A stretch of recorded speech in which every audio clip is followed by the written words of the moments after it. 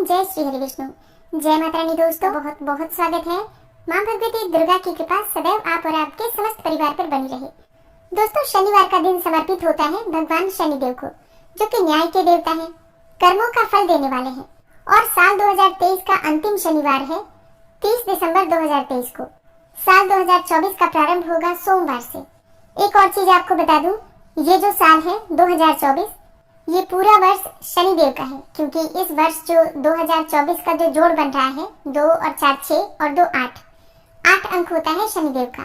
तो शनिदेव रूल करने वाले हैं साल 2024 में। तो बहुत आवश्यक है हम शनिदेव को प्रसन्न करें, ताकि आने वाला वर्ष हमारा सुखमय बीते। तो शनिदेव की कृपा की प्राप्ति के लिए इस वर्ष हमें क्या करना चाहिए? साल 2023 का अंतिम शनिवार है, कौन सा ऐसा कार्य करें जिससे कि शनिदेव की कृपा बनी रहे और आने वाला वर्ष हमारा सुखमय बीते। एक और चीज आपको बता दूं, ये जो उपाय मैं आपसे शेयर करने वाली हूँ, ये उपाय आप पूरे वर्ष में हर शनिवार को कर सकते हैं। मतलब अगर करना चाहे तो हर शनिवार को कर सकते हैं, नहीं तो जब भी आपको समय मिले किसी भी शनिवार को ये उपाय किया जा सकता है। क्योंकि जैसा मैंने आपको बताया, आने वाला जो वर्ष है 2024, ये पूरी तरह से शनिदेव का है। तो इसमें अगर शनिदेव की कृपा हमें मिलती रहेगी तो हमारे काम काज अच्छे चलेंगे, और काम काज अच्छे चलेंगे तो हमें लाभ भी अच्छा होगा, इच्छा पूर्ति भी फिर हमारी होगी। क्योंकि भगवान शनिदेव रूल करते हैं हमारी जन्म कुंडली के दशम और एकादश भाव को, जो कि कर्म और लाभ के भाव होते हैं। ऐसे में शनिदेव की कृपा से ही हमें कर्म भी अच्छे मिलते हैं और हमें लाभ अर्थात धन भी अच्छा मिलता है, या फिर जो भी हम चाहते हैं हमारी इच्छा पूर्ति शनिदेव की कृपा से ही होती है। इसलिए आवश्यक है कि शनिदेव को हम प्रसन्न करें। कौन सा कार्य करना चाहिए? तो देखिए, इस वीडियो में मैं आपसे शेयर करने वाली हूँ कुछ बहुत ही अचूक उपाय। लेकिन उससे पहले कुछ बेसिक चीजें जो कि हर शनिवार को हमें जरूर करनी चाहिए, या फिर जैसे कि नॉर्मली हम हर शनिवार को करते भी हैं, जैसे कि कई लोग करते होंगे। तो वैसे तो आपको हर शनिवार को करना है, लेकिन आप ये कार्य कल जरूर कीजिए। कल 30 दिसंबर है, साल का अंतिम शनिवार है। तो सुबह उठकर अपने घर की अच्छी तरह से साफ सफाई कर लीजिए। मान लीजिए कि आप सुबह जल्दी नहीं कर पाते हैं तो दिन में भी कर सकते हैं, पूरे दिन में कभी भी कर सकते हैं। लेकिन कल घर में जितना भी कबाड़ा है, जो भी टूटी फूटी चीजें हैं, वो निकल जानी चाहिए। ऐसा नहीं हो कि साफ करके आप फिर से कबाड़े अपने घर में ही रख दें, ये मत कीजिएगा। नहीं तो घर में राहु को स्थान देंगे, परेशानी आपके घर से जा ही नहीं सकती है। तो ये काम कल आप सभी को जरूर करना है। शनिवार का अगला नियम होता है पीपल की जड़ में जल देना। अगर आपके घर के आसपास पीपल हो तो वहां पर आपको जल जरूर देना है। एक पात्र में थोड़ा जल ले लीजिए। अगर दूध हो तो थोड़ा कच्चा दूध डाल सकते हैं, शहद डाल दीजिए या फिर शक्कर डाल दीजिए, और अक्षत और काले तिल डालकर आपको पीपल की जड़ में डालना है। पीपल को स्पर्श करके अपने मन की कामना कहिए, अपनी परेशानियां कहिए। शनिवार के दिन पीपल में लक्ष्मी नारायण का वास होता है, ये आप सभी जानते होंगे।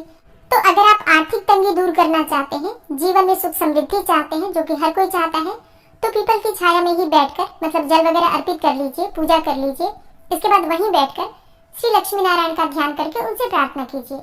आप चाहें तो माँ लक्ष्मी के किसी भी मंत्र का जप कर सकते हैं, श्री हरि विष्णु के किसी मंत्र का जप कर सकते हैं, श्री सूक्त का पाठ कर सकते हैं चाहे तो, या फिर ओम नमो भगवते वासुदेवाय नमः इस प्रकार से मंत्र जप कर सकते हैं। और उनसे प्रार्थना कर सकते हैं कि हे श्री हरि विष्णु और हे माँ लक्ष्मी, आप दोनों स्थायी रूप से मेरे घर में चलकर वास करें, और मुझसे जाने अनजाने कोई भी भूल चूक कभी भी हुई हो, कहीं भी हुई हो, तो उसे क्षमा करें। इस प्रकार से श्री लक्ष्मी नारायण का ध्यान कीजिए। शनिवार के दिन पीपल को स्पर्श कर लेने मात्र से ही आपके जीवन की बहुत सारी परेशानियां, या यूं कहें कि समस्त ग्रह बाधाओं से मुक्ति मिल जाती है। क्योंकि शनिदेव का वरदान है कि अगर शनिवार के दिन कोई भी मनुष्य पीपल में जल अर्पित करता है, पीपल को स्पर्श करता है, तो उसके सभी पाप स्वतः ही समाप्त हो जाएंगे। कोई भी ग्रह बाधा हो, उसे परेशानी नहीं होगी।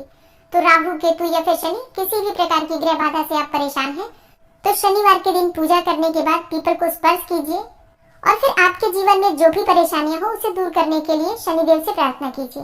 पीपल की परिक्रमा आपको कम से कम 4 बार जरूर करनी है। अगर आपके पास समय हो तो 11 बार भी कर सकते हैं, क्योंकि पीपल में सभी देवी देवताओं का वास माना गया है, और इसके साथ ही पितृ देवता भी वही वास करते हैं। इसलिए ही कहा जाता है कि अगर हम पीपल की पूजा करते हैं तो देवता और पितर सभी प्रसन्न हो जाते हैं। तो कल आपको पीपल की पूजा जरूर करनी है। सुबह के समय जल अर्पित करना है और शाम के समय दीप दान करना है। और पीपल के पास जो आप दीप दान करते हैं उसमें थोड़ा सा काला तिल जरूर डालना चाहिए। आप चाहे तो थोड़ी सी उड़द भी डाल सकते हैं, साबुत उड़द, मिट्टी का या आटे का, कोई सा भी दीपक ले सकते हैं। एक लंबी बाती डाल दीजिए। लंबी बाती ना हो तो आप गोल बाती, नॉर्मल बाती जो आपके घर में प्रयोग होती है, उसका भी प्रयोग कर सकते हैं, कोई परेशानी नहीं है। दीपक में सरसों का तेल डाल सकते हैं, चाहे तो तिल का तेल भी डाल सकते हैं, और फिर शाम के समय संध्या काल में पीपल के पास अपने पितरों का ध्यान करते हुए, शनिदेव का ध्यान करते हुए, माँ लक्ष्मी का ध्यान करते हुए दीप प्रज्वलित कीजिए और उनसे प्रार्थना कीजिए कि आपके जीवन में आने वाली जो भी परेशानियां हो, समस्त परेशानियों से आपको मुक्ति मिले। और अगर आपकी कोई विशेष मनोकामना हो तो शाम को दीप दान करते समय अपनी मनोकामना भी कह सकते हैं। और हाँ, जिनके घर के आसपास पीपल का वृक्ष नहीं है, तो ऐसे में अगर आपके घर के आसपास भगवान भोलेनाथ का मंदिर है, शिवलिंग है, तो शिवलिंग की पूजा कीजिए, शिव मंदिर में दीप दान कीजिए। इससे भी आपको उसी प्रकार का लाभ प्राप्त होता है।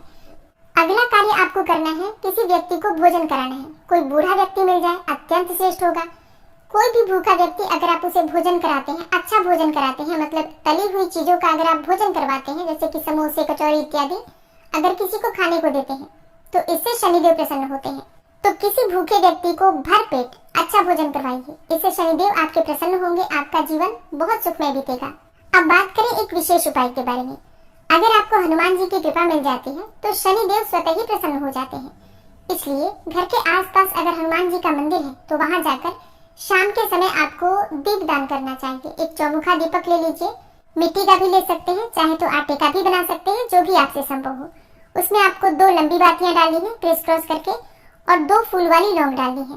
और हनुमान जी के मंदिर में प्रज्वलित कीजिए, हनुमान चालीसा का पाठ कीजिए। भगवान हनुमान जी को लड्डू का, बूंदी के लड्डू का भोग लगाइए और भोग में तुलसी का पत्ता जरूर डाल दीजिए।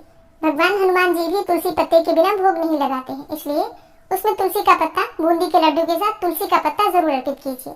और फिर वहीं बैठकर आपको हनुमान चालीसा का पाठ करना है। अपनी इच्छा के अनुसार आप चाहें तो 1 बार भी कर सकते हैं, 3 बार भी कर सकते हैं, 5 बार या 7 बार भी कर सकते हैं, 11 बार भी कर सकते हैं। मतलब जितना अधिक करेंगे उतना ही अच्छा होगा। हनुमान जी से प्रार्थना कीजिए तो जीवन की बहुत सारी परेशानियां बिल्कुल समाप्त हो जाती है जड़ से, अगर आप नियमित ये उपाय करते हैं तो। अब ये ध्यान रखिए कि हनुमान जी के मंदिर में जो आप चौमुखा दीपक जलाएंगे वो चारों तरफ से प्रज्वलित करेंगे, और प्रज्वलित करने के बाद आपको लौंग डालना है। फूल वाली लौंग होनी चाहिए, लेकिन आपको डालना तब है जब आप दीपक प्रज्वलित कर लेते हैं।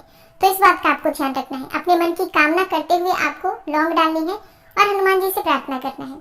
और जो बूंदी के लड्डू आप अर्पित करते हैं या फिर बूंदी अर्पित करते हैं, और ये भी ना हो तो आप गुड़ भी अर्पित कर सकते हैं, जो भी आप भोग लगाते हैं। भोग लगाने के बाद उस प्रसाद में से मंदिर के आसपास अगर कोई भी हो तो उन्हें वितरित कीजिए। फिर थोड़ा प्रसाद अपने लिए रखिए, अपने परिवार के लिए रखिए। प्रसाद वितरण करना अत्यंत आवश्यक है, क्योंकि अगर हम प्रसाद बांटते नहीं हैं, सारा प्रसाद खुद ही खा लेते हैं या परिवार के लोगों को ही खिला देते हैं, तो हमारी परेशानियां समाप्त नहीं होती हैं। इसलिए प्रसाद का वितरण करना अत्यंत आवश्यक है। साल का अंतिम शनिवार है तो आपको अपने घर में सुंदर कांड का पाठ जरूर करना चाहिए। आप चाहे तो स्वयं भी कर सकते हैं या फिर मोबाइल पर चलाकर भी सुन सकते हैं। अगर आप मोबाइल पर चलाते हैं तो थोड़ा तेज आवाज कीजिए, जिससे कि पूरे घर में वाइब्रेशन हो सुंदरकांड की। इससे आपके घर से किसी भी प्रकार की नकारात्मक ऊर्जा वो दूर हो जाएगी। अगर किसी को बुरे स्वप्न आते हैं, डरावने स्वप्न आते हैं, या फिर घर में कोई बीमार बहुत अधिक रहता है, घर में नकारात्मक विचार बहुत अधिक हो रहे हैं, पूरे वर्ष में आपको हर शनिवार और हर मंगलवार को सुंदरकांड का पाठ जरूर करना चाहिए, स्वयं से करना चाहिए। सुंदरकांड का पाठ आप शाम को भी कर सकते हैं संध्या काल में, या फिर सुबह भी कर सकते हैं। जब भी करें बिल्कुल शांत मन से करें। विश्वास कीजिए, अगर आप सुंदरकांड का पाठ अपने घर में करना प्रारंभ कर देते हैं तो आप बिना किसी और उपाय के सभी ग्रहों की बाधाओं से मुक्ति पा जाएंगे, और कोई भी परेशानी आपके जीवन में हो उससे भी आपको मुक्ति मिल जाएगी। ये अचूक उपाय है, रामबाण उपाय है, इसे कोई काट नहीं सकता। तो आज की वीडियो में जो उपाय मैंने आपको बताए हैं साल के अंतिम शनिवार को करने के लिए, आप चाहे तो हर शनिवार को ये उपाय कर सकते हैं। लेकिन अगर आप हर शनिवार को नहीं भी कर पाते हैं तो कल यानी कि 30 दिसंबर को जरूर करना चाहिए। तो उम्मीद करती हूँ ये वीडियो आपके लिए उपयोगी होगी। वीडियो अच्छी लगी हो तो लाइक कीजिएगा, शेयर कीजिए, और चैनल पर पहली बार आए हैं तो सब्सक्राइब करके बेल आइकन को जरूर प्रेस कर लीजिए।